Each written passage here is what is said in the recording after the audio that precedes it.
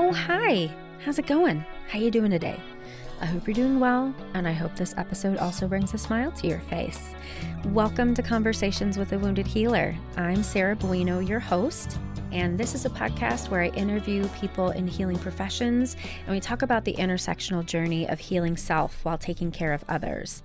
I am a psychotherapist in Chicago, as well as a teacher, speaker, and podcaster extraordinaire. Couple things I want to share with you before we jump into this interview with Robin Winn.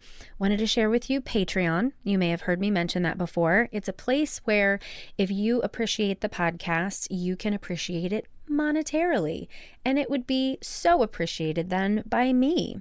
So you can go to patreon.com and search for Conversations with a Wounded Healer, and you could also do patreon.com/wounded healer. That's WOUNDEDHEALR. Don't ask. I was trying to keep things the same. The other thing you could do for us, it's totally okay if you don't want to give money, no prob. But what you can do to support the podcast is rate and review us on Apple Podcast. If you go to Conversations with a Wounded Healer in Apple Podcast and scroll all the way to the bottom, you'll see a place where you can rate and review. And if you leave a 5-star review that makes me laugh, I will read it out loud and tell everyone how awesome and amazing and hilarious you are. So a little incentive for that. Also, if you want to connect online, you can find me on Instagram at Headheart Therapy and on Facebook at Wounded Healer. Same spelling as above, HEALR. Now, without further ado, let's talk more about our amazing guest, Robin Winn. So first of all, before I read Robin's bio, I just want to say Robin was introduced to me by her amazing sister, Heidi. I met Heidi at NARM training, and we sit right next to each other in training, right in the front row, and we're just little, excited humans just wanting to learn and soak everything up. And the more I get to know Heidi, the more I love her. And so as soon as she said I needed to interview her sister, I was like, no question, absolutely. So let me tell you about Robin. Robin is the best-selling author of Understanding Your Clients Through Human Design. Robin has an extensive background as a licensed therapist, somatic practitioner, diamond teacher, Dharma leader, and human design specialist. Her passion is to help coaches, therapists, and business owners use breakthrough technology to work more effectively with their clients. Robin lives on Maui with her wife of 38 years. Now, this human design stuff is super deep.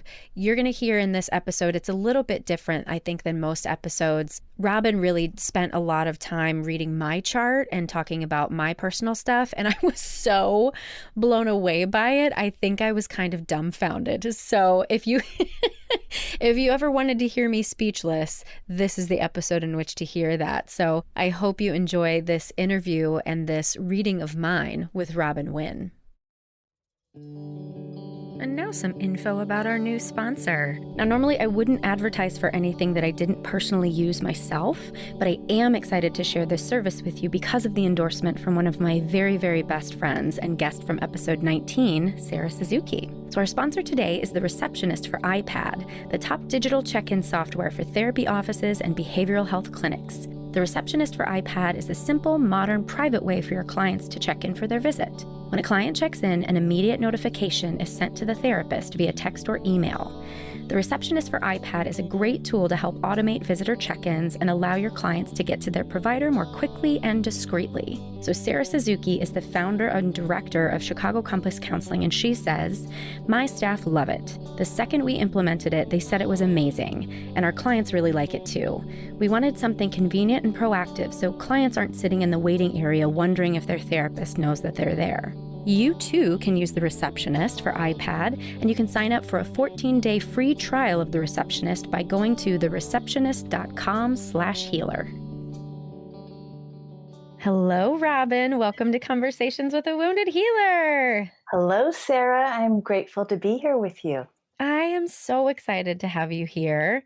And I want to tell people how this came to be. So your sister, Heidi, has become a soul sister of mine via the NARM training. And she was like, "You've got to interview my sister. You've got to let my sister do your chart. You just need to connect with her." And I love Heidi so, so, so much. Of course, I was like, absolutely, I want to do this. So I'm just so excited that you agreed. I love Heidi too, by the way. I think she's Yeah. fantastic. And she's one of my biggest fans. So I'm glad that she shared with you. Yeah. Well, why don't we just jump off with you telling folks a little bit more about who you are and what you do? Yeah. So my name's Robin Winn, and I am the recent best-selling author of Understanding Your Clients Through Human Design. So I work with therapists, coaches, businesses to help them understand who they are, who the people they work with are, so that, we can cut through a lot of the projections and just see who we are, what our vulnerabilities are, what our strengths are, and claim them and own them and work with them in a way that supports each individual person. Really, for me, human design is about differentiation. I was a body worker originally, and then a Mm, therapist, and I studied a lot of different things, and I did a lot of psychospiritual work, the diamond work, and 25, 30 years in, I met human design. And it shifted how I saw my clients and how I understood them. mm, It shifted how I treated them. It took something off of me as the one who knows, even though I know technically, mm. theoretically, the client always knows. But there has been, anyway, in the way I was trained, even though I was trained in feminist psychology, there's still a hierarchy piece. Yeah, yeah. Someone's wounded and someone's coming to you as the wounded one who needs help. So it really shifted that and gave more power to the client and Mm. more equality between me and my clients, more respect. That's a wonderful. And I think I don't know if I've mentioned human design on here yet because I just heard about it within the past maybe year and a half. I'd never heard about it before. And I know it's a super complex model, but is there like an elevator pitch version that you can use to share with folks what it is? Well, it is a complex model. It was channeled to a fellow off the coast Right. of Spain at the Harmonic Convergence, 1987. They call him the reluctant mystic. He I love it. was on a retreat off the coast of Spain, a Canadian, and he came into his cabin and it was filled with light beings. And they downloaded this information. And what they said was that this was for the evolution of humanity. It was for everybody. Each person is uniquely designed, and each person is part of a big, giant puzzle of humanity. And we each are here to Mm, bring something for the evolution of humanity, like our mm, Dharma, we could say, right? right. But if you're trying to live somebody else's puzzle piece, not only are you going to suffer, but humanity, all of humanity loses out on what you're here to bring. Right. And he said, or they said, this is for everybody, but most importantly, it's for parents to learn to parent their children. Because if parents know who their children are and aren't trying to project on them or make them into somebody, that starts off from all the work we have to do in therapy, right? Some of that can be mitigated by clear seeing of who that being is from a young age and supporting them to know their own inner guidance Mm-hmm. and their operating system, how they operate in the world. So the pith of human design, and I try to make it as simple as possible. The pith of it is that we use your birth time, date, and place, and we look at where the planets are at that time. And instead of being in like in astrology in houses and signs, they're in some combination of the 64 hexagrams of the I Ching. The I Ching is an ancient divination system, so each one of those hexagrams has information. I'll just look at your chart for a second and give you an example. Okay, let's do it. There's a conscious and an unconscious in this. So we create a body graph. Mm-hmm. Your Mm-hmm. sun is in the gate 19, which is the gate of sensitivity. The biggest energy in your chart is sensitivity. You are a highly sensitive person. You're sensitive to your environment. You're sensitive to other people. And you have a chart with a lot of sensitivity in it. Mm. So that's going to need to be honored and respected. Someone with the gate Mm-hmm. 19, we say you should never criticize them. Well, that did not happen in my childhood, but it Right. all, yeah, all the criticism happened, right? Mm-hmm. Yeah. Mm-hmm. So it's like an orchid you wouldn't come in with clippers with, like a rose you'd come in and clip, but you wouldn't with an orchid, right? Mm, mm-hmm. Mm-hmm. If your parents knew that about you, they would respond to you differently, hold you differently, protect you when someone did criticize you. Right. Your whole program is on the wounded healer. Like a lot of wounding happens when you have that gate 19, has to, because our culture is Mm-hmm. not sensitive, right? So you then tune into other people's sensitivities. You're highly aware of other people's sensitivities. It matters to you. Sensitivity matters. Absolutely. That's part of the puzzle piece you're bringing, right? That's part of the gift you bring. It's a service. Yeah, you said that at the beginning before we recorded. Robin said, "It's a great service you're doing." And I was like, "Is it?" Like, "Oh yeah, it's a service." And I keep kind of forgetting that and hearing it again that I'm doing something to help and heal myself that can also help and heal hopefully others. Yeah, Well, that puts, the finger right there. Like our wounding is our service ultimately, right? The healing of our wounding is what we have to offer. right. In human design, there's the planet Chiron is the wounded healer, right? So in your Chiron, you have the gate 27 in your conscious and unconscious. The 27 is a caretaker, it's a nourisher. So there's been some wounding from your chart around caretaking, either giving when you didn't have a yes to give, Mm-hmm. codependency, all kinds of things could come with that Mm-hmm. woundedness, right? That vulnerability. But as you learn to heal that, then you know how to nourish people in a real way, in a way that supports the tribe rather than diminishes you and depletes you. Yep. Nailed it. And it's what's so, I want to back up just for a little bit. And we get woo woo on the podcast here very often. So I'm sure most people are like, just nom, nom, nom, nom, like super into it. But for those people who aren't, the reason that I believe in astrology, I believe in all these things, one is that as a therapist, and I'm sure you found this too, people will come in with the same themes. Like there'll be a week and the week is on trust this week. That's the thing for everybody, right? Or communication misunderstandings or whatever it is. But there are themes that happen. And then whenever I would go to my therapist and say, what's happening in the planets right now? And she'd be like, conjunct this and square that and Pluto and Chiron and all of it. But the theme would be whatever I was experiencing with my clients. And also, the fact that human design, the Enneagram, astrology, all of these things are overlapping and they all say the same thing about me, at least in my exploration of all of these forms and the whole download thing. I'm so into the evolution of consciousness right now, and I'd love to hear. I'm sure you have way more information than I do about it, but I've just been thinking recently, just from a psychological standpoint, if we look at the evolution of psychology and our understanding of how to parent, how different it is for people even of my generation than it was of my parents' generation. And hopefully now we are creating more space for consciousness evolution because parents are doing their work to actually raise a child in alignment with who they really are.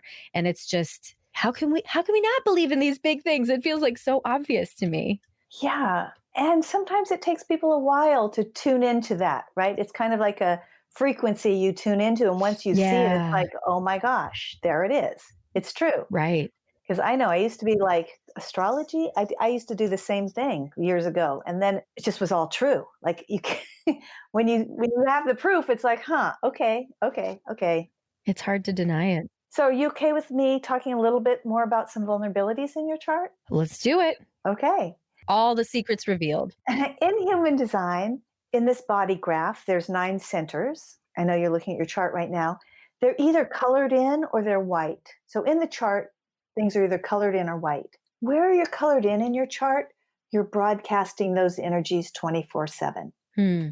Where you're white or open in your chart, you're receiving the broadcasts of the people around you and where the planets Mm. are. Where you're open, so this is why it's so helpful for a therapist or a coach or a business, where you're open are your pain points and your God portals. Hmm. So, for instance, you and I both have an open, what's called G center or identity center. We're not designed to have a fixed identity. Hmm. We're never going to get our identity from any role we take on. We can take it on like an actor or an actress, but it's not who we are. This was a big healing for me because I was trying to be somebody, right? I came from a Right. background. My dad was a surgeon. My mom was a pilot. My brothers went to Ivy League schools. I thought I needed to be somebody. I was going to be a Yeah. professor or, a therapist or, I was trying to be somebody, but I studied too many things. I was too diverse and just too many things. I was that adage, dig one well, never worked for me. And the open G isn't designed to do one thing. They're designed to taste all the different things and be wise about direction in life, but not to have a fixed direction. What happens with that open G, because we get so much identity from what we do and so much feeling of being loved, is that we can question our lovability when we have an open G. It's like the people you know with a defined G, my wife has a defined G, they walk around and they're just Mm. solid in themselves. It's like a privileged state. They're just solid. They just know who they are. But that's not true with an open G. And it can feel like something's wrong with you. And this is what I love about human design. We're not wrong. This is how we're Mm-hmm. designed. And yes, it's a vulnerability, but it's not wrong, right? And the path is to realize we're love itself. Nothing we can do or be, no role we can take on is going to prove that we're lovable. We just are love. But that's a path, that's a journey, right? That's becoming a wounded healer. Absolutely. But Mm-hmm. if you see any of your clients with an open G, you're going to immediately have compassion for how they're navigating the world because they don't have direction. They've got a path there. That's one of their journeys. You know, one of my clients I saw for years, I saw for maybe 20 years, had an open G. Always we looked at her mother issues. She never felt seen, but it's her chart. You can take it off of that story and work it within yourself. Yeah, there's something about when you are really seen by a modality, right? By this chart, by the Enneagram, there's something that I think validates that experience that then diffuses the concentration of the pain of the experience, right? Yeah, that's what happened to me. In my case, you have a defined head and ajna, so you have some ground in your thinking. You get right Mm-hmm. brain downloads. So no wonder you liked that download thing. You get right brain downloads. Yeah. That's how you operate, not from the logical so much, but from the right brain Mm-hmm. downloads. I have an open head, an open ajna. We both share the open throat. I have an open G. I have an open will. It's just like navigating without any rudder, right? As a kid growing up. Mm-hmm. I didn't know what I thought. I couldn't hold on to ideas in school. Nobody heard me Mm. when I spoke. The open throat Mm. has a hard time being heard unless they wait to be invited or are seen. So lots of pain there. You're nodding your head. A lot of pain. It's funny because when I read that part of your book about the open throat, I was like, but I'm a singer, I'm a speaker, I'm a teacher. But I guess that's probably the overcompensation because the theme in my childhood is not being really heard and understood. I wouldn't say it's an overcompensation. I would say it's living your design because the open throat, Bill Clinton open throat, the open Mm, throat mm-hmm. takes in the environment and channels through their voice. Mm, Singers, it's perfect. It's like speakers, beautiful. Therapist, fantastic. Because when you speak, you have this sensitivity. Here's the sensitivity again to hone into exactly who you're speaking to and meet them with your tone of voice. You have all this facility that you're not even doing, it's doing through you. If mm-hmm. you're not trying to have a voice, if you're not trying to be heard, if you let it come through you, Right. you stand up there to sing, and if you let it go, God coming through your voice, right? Spirit. Yeah. It's really funny you should say that. That's a thing that I don't sing as much anymore. When I did when I was growing up, that was probably direct feedback that I'd gotten from, singing in church or something, that like God is singing through you and whatnot. And that's really interesting you say that. Yeah, so here's the thing with the open throat. I don't know what I'm going to say until I say it. The way you Hmm. set up this podcast, I don't prepare. You say, I don't prepare. We Right. just Right. see what Yeah. comes through. That's open Hmm. throat activity. Someone with a Hmm. defined throat can know what they're going to say and say it. But with open throat, it's almost like, for me anyway, I hear it as it's coming out of me. Yeah. I'm just so fascinated by this and the whole recognition that it's so new, 1987. And yeah, I'm a little like, I'm doing a movement of like, my energy is like above my head right now. And I'm trying to like bring myself back in my body. It's funny, as soon as we opened the little interview thing here, I just felt this tremendous, warm, loving energy coming from you, which I said, like, you feel like Heidi, you feel like her to me, like that energy. And there's something happening right now. And I don't know what it is. I can't put words around it, but I'm having an experience. Thank you. Yeah, so I love that you said that because actually, human design, it's a transmission. Ra, the fellow Canadian, got the transmission. It's here available for all of us. Mm-hmm.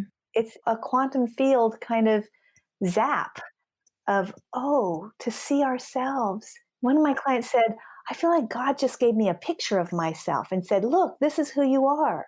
Mm, that's beautiful. Yeah. So if you weren't wrong for being sensitive, if I wasn't wrong for not knowing my direction in life, if we were supported to like, well, try everything. You're here to try everything. Go try it. Right. And so much of our culture tries to be so direction focused and so, it's all about success, right? Whether that be measured in our job performance, in money, in, you should have a relationship and kids and all of these sorts of things. It's so not aligned with how we really need to move through the world in order to be tuned in with ourselves and our authentic gifts. Yeah, so here's the thing. This is about differentiation. I mentioned that earlier. Yeah. Like in our bodies, when we age, we become undifferentiated. We have less capacity if we're walking to feel a stone underneath our foot, so we fall. In our culture, as we become undifferentiated, as we think everybody should be the same, we lose Mm. capacity, we lose intelligence, right? Hmm. So the more differentiated we can allow each person to be and respect and support them in that, the more intelligent our entire culture becomes. And I imagine while at the same time holding that we're all part of the same whole. Yeah, it's like the puzzle. Again, that puzzle analogy is so good. It's like a multidimensional Yeah, puzzle. I like that Each one. one of us is necessary as we are. And that's where the wounded healer comes in. As we are with our wounding, Right. we're necessary. All my wounding has enabled me to help all the people I've helped. So I imagine you do identify with the wounded healer archetype? I definitely identify with that. Yeah. Yeah. And for me, healing is really seeing the truth, seeing what's a snake and what's a rope. Mhm. Like looking at your chart and saying, oh, yeah, you were vulnerable in that area. Of course. That's not a problem. We don't need to medicate you for that. Yeah. Oh, you've got an open emotional solar plexus. You get whacked by people's feelings. Hmm. It's hard for big feelings. Of course. Yeah, I'm just drinking it in. I'm being a terrible interviewer right now because I'm just soaking in the bigness of this and like you said, discerning like healing is the truth, knowing the truth. And yeah, this just all makes so much sense to me. Let's talk about you a little bit more. Okay. It's funny because I'll just tell people, you had said like, is it okay to talk about your chart? And I'm like, yeah, I don't think there's anything like, there's no fear. I think what's happening for me right now is I have a job to do. And as I'm receiving, I feel like I'm putting my job aside. And that's not what I'm supposed to be doing right now. So that's what's happening for me, I think. But I'm not going to judge that Mhm. because I think that's part of the process too. Yeah. Well, I'll say one more thing about your chart while I've got you on the hot seat. Sure. Yeah. So, again, we have the conscious and the unconscious because we're dealing with the time of your birth and 3 months roughly prior to your birth, we call the unconscious. Hmm. Your conscious moon is in gate 51, and I'll talk about that in a second. And your unconscious moon is in gate 19, right? We're back to 19. So, you've got your sun in 19, you've got your moon in 19, you've got Mars in 19, you've got Mercury in 19. This sensitivity thing is a big deal for you, right? Hmm. You like to talk about people's sensitivities. You're driven by understanding sensitivity, working with sensitivity. In any situation, it's front and center for you. Yep. Let's add a little twist in there because your conscious moon is in the gate 51, which is the gate of shock. You're designed to be shocking.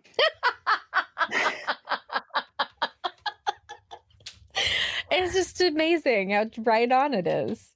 Yeah. Yes, go on. To be shocking or to be in an environment where you're shocked. Mhm, Shocking mhm, things happen to you in your mhm. life, around you.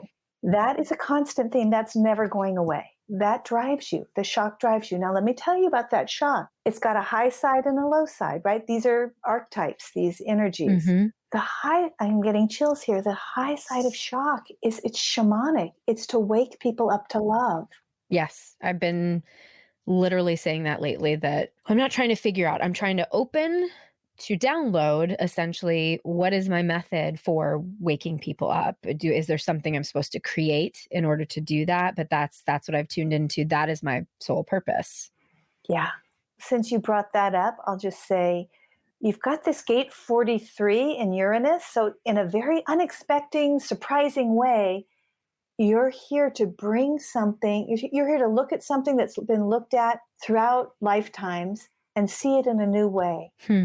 And then try to articulate it. That the job, the challenge is to try to articulate that. Yeah.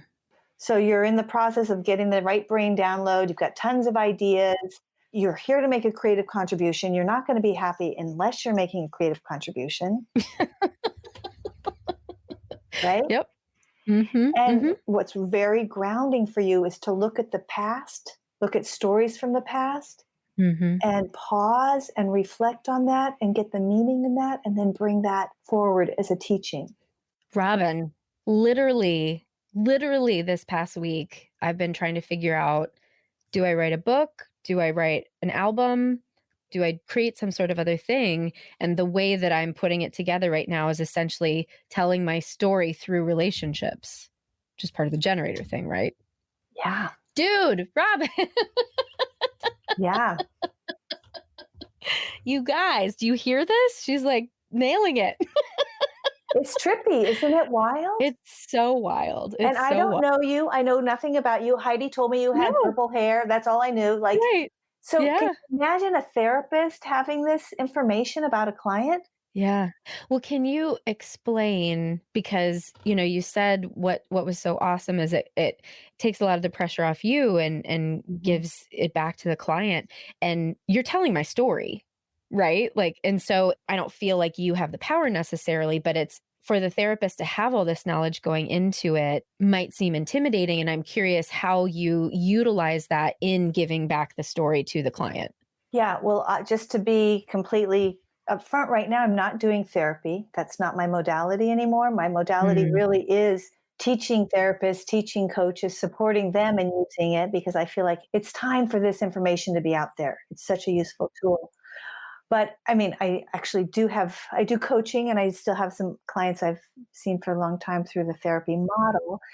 But what I do is I share the chart with them. They become the owner of the chart. hmm. So it's not like I'm sitting here with all this information about you. It's like I'm showing you. You're looking at your chart right now. It's a mirror. It's Hmm. a mirror. You've got your own mirror now.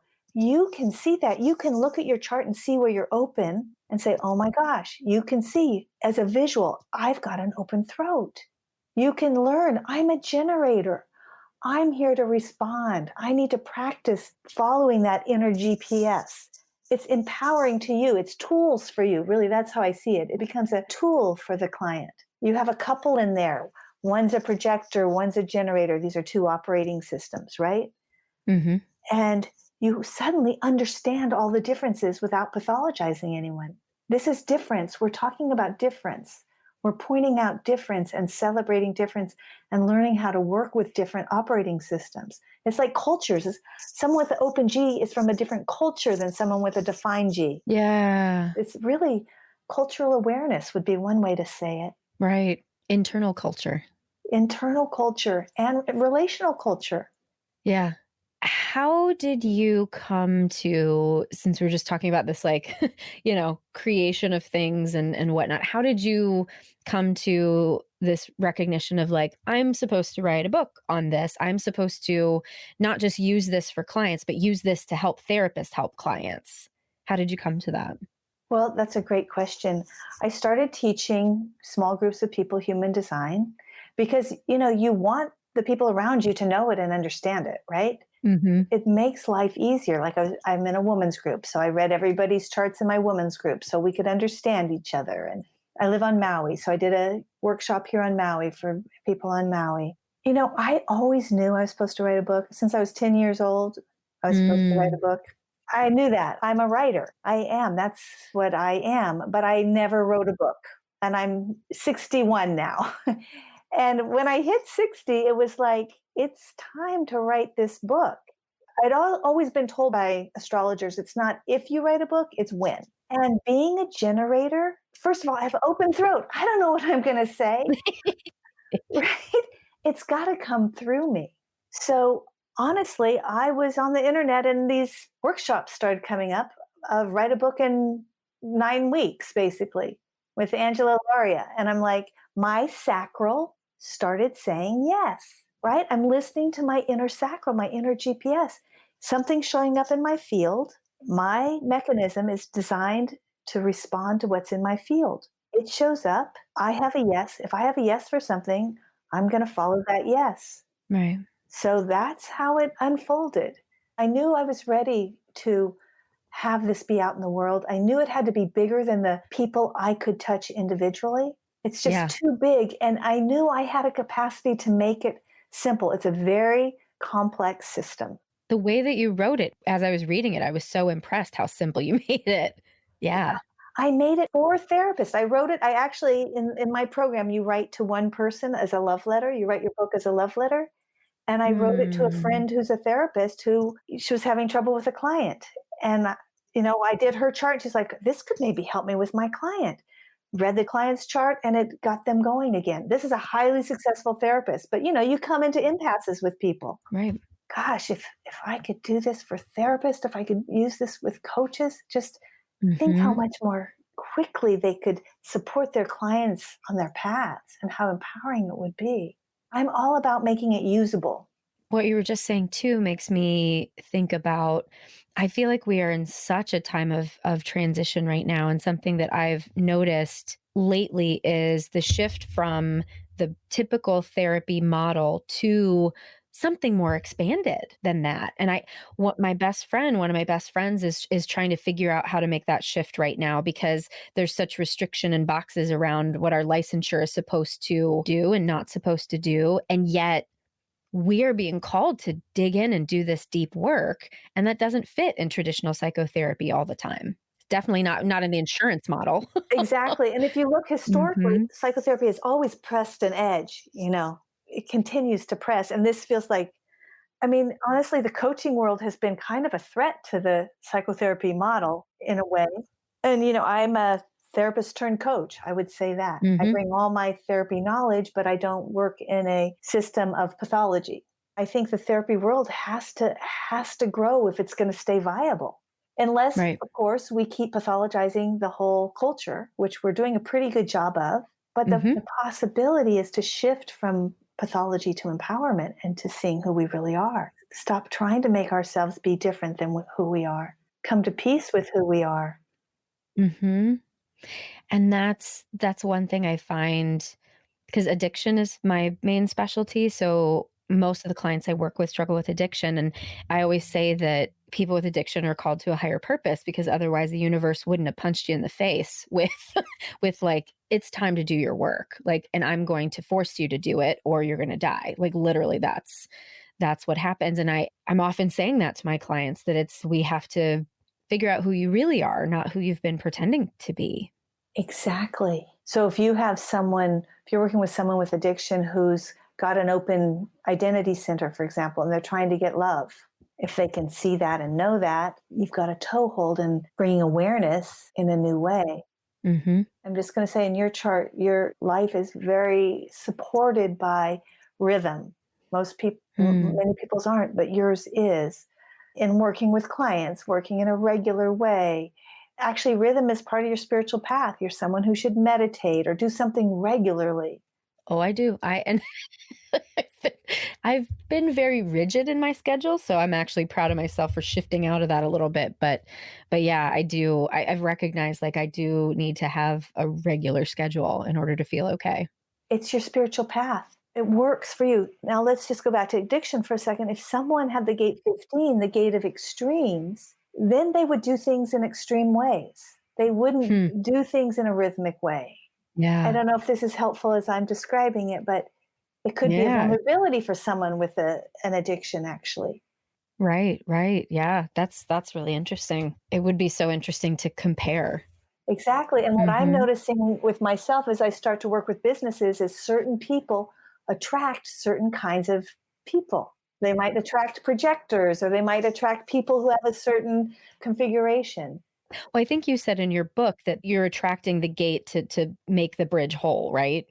Right. I wish I have to put up an image somehow with this so people can see what this looks like because without getting the picture of it, it's kind of hard to picture what these bridges and the gates really look like. Yeah, so the whole puzzle piece is just like a puzzle piece, we're electromagnetic. So we're looking for someone who's going to hook up our puzzle piece to empower us, right? Like with Right. you, you've got the gate of intuition. I've got the hookup gate that goes to the throat. So when we're together, you can speak your intuition. I can touch into my intuition better because I'm taking in your access to Mm, intuition, and you have more access to your throat. You can speak your intuition clearly. mm. It's just so cool. I know. I know. Humans are Yeah, so cool. We're so cool. and so complex. Well, what do you suggest for people? Because I'm sure someone's listening to this and going, I don't know what they're talking about and I have to know more. Obviously, get your book. We'll post the Amazon link to that so people can buy your book. Where else do you suggest that people go and people can work with you essentially as a coach, right? Yeah, you can buy my book. Happy to have you buy my book. I'm also happy if you want to send me an email with Sarah as the headline to gift you a copy of my book. Happy to do Well, that. that's very generous. Yeah, happy to do that. I want this information out there. So if you Yeah. send it to my email, Robin, ROBIN, Hmm. at clientsandhumandesign.com, I'd love to send you my book. Wow. You guys, send her an email. That is a very generous offer. And tell your friends to buy it. Yeah, no, I want this out there. I want people to be using it. That's the whole point. Hmm. And if people are interested in working with clients and using it with clients, absolutely contact me, shoot me an email, let me know. Yeah. It's really my passion. And would you briefly describe the different types, generator, manifestor, all of that? Excellent question. Yes. So, in human design, I'm talking about this big puzzle, right? And there's basically five major puzzle pieces, five major designs, right? Like we have the sky, we have the earth, we have the plants, right? It's so if you think of it that way, and then there's all this nuance within each one of those puzzle pieces. Each one of these puzzle pieces, these five puzzle pieces, has an operating system. So the largest puzzle pieces are two. We kind of put them together, but they're together and they're separate. They're called generator and manifesting generator. 70% of the population are those two types, 35% each roughly. Hmm. And people like you and me, we're both generators, right? People who are generators have what's called this sacral motor. We have this inner GPS. We have sustainable energy. We're here to create. We're here to master. We're here to work. We get our pleasure, our joy from working. I talk about in my book like being working dogs. Hmm. We actually Yeah. get energy from working. If we're not working, we're sitting home chewing our, hair or chewing up the Yeah. couch or something like that. That Yeah. that we're here to master. We're here to work. We're here to find our right work. And we do that by following this yes no pathway. Something comes into our field, a person, a video on the web, whatever, it comes into our field and our sacral goes yes. Or something comes in and it's like, no. You have a yes for working with addiction.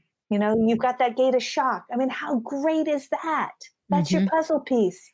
And you have you're selling a message to humanity. You're giving a message to humanity, but you're following your yeses and nos, right? We're saying the world is so messed up right now because that motor, people aren't hooked up to their inner GPS, and manifesting generators are doing things they have a no for. So, really important to honor our yeses and nos and have parents honor their children's yeses and nos, right? So, that's the generator. The manifesting part of the manifestor generator, I'm just going to get technical for 1 second. Whenever there's four motors in this chart, and whenever one of those motors gets to the throat, it's a manifester. It's like energy going to the throat, Mm, right?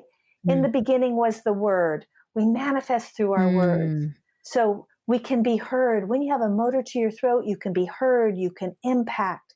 So the manifesting generator is responding and then impacting, initiating. So those are two of the types. The next type is called the projector, and they're 21% of the population, deeply misunderstood. mm. They need to be invited or acknowledged before they speak or act. Just imagine how hard that is in our culture when we're all taught to be generators, for Yeah. one. They don't have sustainable energy. They're the wise guides of humanity. They're here to guide us, not to do, not to be the doers. I talk about them in my book more like cats, cat energy. Like, Mm, mm-hmm. they roll up and they curl up and they're organized around what feels good to them, not what are they doing. And again, so this is a misunderstood puzzle piece. Obama, Mm, projector, right? JF mm, Kennedy, projector. They're very mm. relational and they're very wise about other people, but they can't be heard unless they're acknowledged. So it's a tricky thing for projectors. They have to be very skillful in how they show up. Otherwise, they end up feeling bitter and they end up feeling useless, or they try to be generators and they burn out. A lot of the burnout today is from generators doing things they have a no for, or projectors trying to be like generators. Hmm. Yeah. So the third type is called a manifester, pure Mm-hmm. manifester, and they're 8% of the population, and they're here to really impact people, impact situations, get things going. In the past, we've thought of them more like generals. And again, very hard for parents to parent this type. If you know the story of Finn, Heidi's transgender child, he was a Yeah. manifester. Mm, Manifestors don't think they need to be parented. They're the boss. They're here to impact. People don't like being impacted. yeah. Parents don't like being impacted for the Yeah. most part. They want to be the Mm-hmm. boss. They think they know. But this puzzle piece is going around impacting people, initiating things, getting things going. Again, each one of these has a strength and a vulnerability, right? Mm-hmm. Many manifester adults have been crushed. They've been like wild stallions that were broken, right? So they don't Mm, even know their power. But really, we want to support the manifestors to fully step into their power. We want to support these manifestor children to be in their power. So the final type is called a reflector. And when you look at that chart, all of their centers are white. They're oh, taking in wow. everything and amplifying it. They don't really have a self in a certain way, someone who could be pathologized easily, right? They're so Yeah. fluid, Wow. they're changing all the time. One of my close friends here on Maui is a reflector, incredible therapist, phenomenal therapist. I don't know if you heard the story of the woman who got lost in the forest here on Maui for like 17 days. Nobody could find her. She was a reflector. Wow. Yeah, it's like they're here to reflect the health and well being of an environment. They're Hmm. the canary in the coal mine. So, those are the basic five pieces. And if you're a therapist and you know the puzzle piece of your client, and you can Mm-hmm. support them, you're going to ask them different questions, right? This is all in my Mm-hmm. book. Right. You're going to ask Right. them different questions. A generator, you always want to ask yes, no questions to. So you're Mm, going to treat them differently. You're going to empower them in a different way, right? yeah. So working with someone in addiction, you're going to want to ask them yes, no questions. If they're a projector, you're going to say, I'm wondering what you would feel about this, or wondering what your thoughts are about this. Yeah. It's an added layer on top of the psychological wounding that happens. There's just, it's so layered. It's so complex. I wish I would have left 2 hours for us to talk because there's just so much. And we'll have to do another interview maybe and have some sort of specific bent on it so that we can dig in more. But I'm sure people are going to be very intrigued and interested in this. I would love that. Well, to wrap up, is there anything that you didn't get to share or say that you think is really important for listeners to know? First of all, I've just really appreciated being with you. Your presence is lovely. Thank you. And I deeply appreciate how you've taken your puzzle piece and Mm, really are using it. You're living your Dharma with it. So thank you. that benefits all of us, really. Thank you. Yeah. And I guess I say that's what we want for all of our clients, right? We want them to live their Dharma. And how do we support them in that? And I Right. just say human design is a fantastic breakthrough tool to help with that. Yeah. Well, Robin, thank you. Thank you for putting this out in the world, for using your puzzle piece to help heal.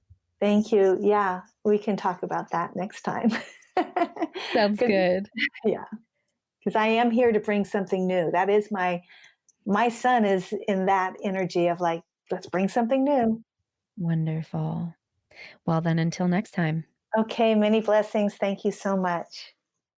Thank you so much to Robin. So if you're interested in learning more about human design, you can absolutely get Robin's book. I am probably myself going to get a one-on-one reading with her so that I can get more information, because a couple of the things that she said really have been so helpful to me. I can't wait to learn more. So to find more information about Robin, you can visit our website at www.headhearttherapy.com/podcast. And thanks as always to Andrea Klunder and the Creative Imposter Studios for editing, to Liam O'Donnell for the album art, and to Ben Mueller for our theme music.